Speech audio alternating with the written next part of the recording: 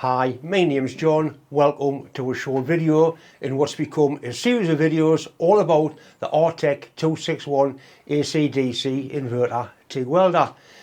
In this video I'm going to be welding some really thin material to some really thick material. It's actually a motorcycle crankshaft, and I'm going to be welding some baffle plates, which is a 0.8 mild steel, into the big heavy steel flywheel. Scroll through.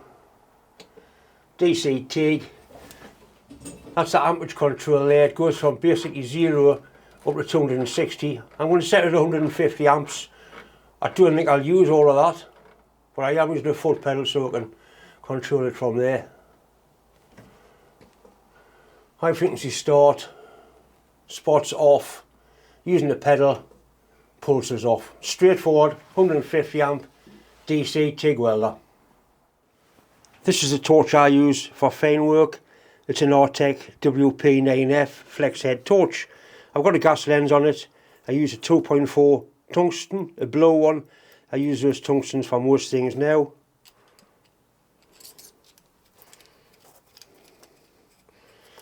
As far as stick out goes, roughly ½ an inch.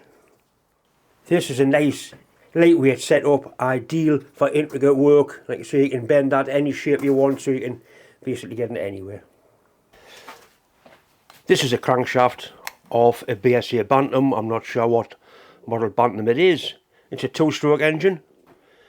On a 2-stroke engine you have basically 2 compression strokes. There's a one in the cylinder of your fuel air mixture that gives you your power. There's also a one in the crankcase which compresses the fuel air mixture and pushes it up the transfer ports into the cylinder. Underneath here there's a void, like a casting void, to balance the crank.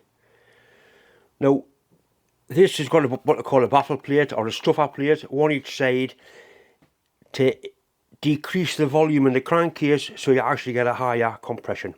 I remember racing go-karts years and years ago, and we would fill every little space possible to try and get more crankcase pressure. Now this baffle plate on here has had a bit of a miserable life. It's loose, it's not good. The rivets are loose. I mean, can you imagine that coming out inside that crankcase? It would destroy the engine.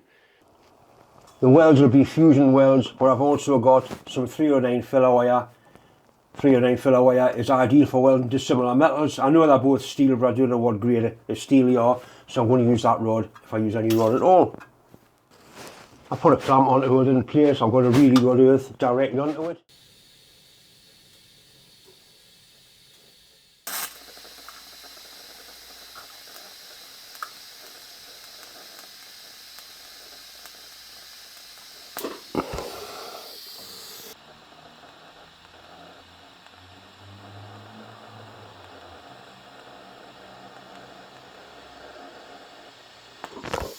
Right, that's welded quite nicely. I'm very happy with it.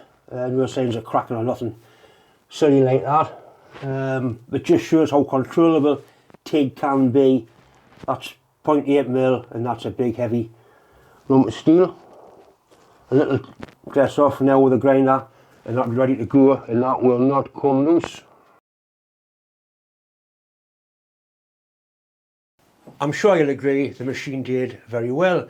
The combination of that WP9 flex head torch and the clear gas lens makes it ideal for welding intricate things like that. I mean, that was 0.8 steel onto a real heavy flywheel, and you saw how controllable the arc was. There is a link in the description box to this welder. If you don't decide to buy a welder like this, in fact any product from TIG, be sure to mention my name. It certainly won't do you any harm. Anyway, thanks for watching.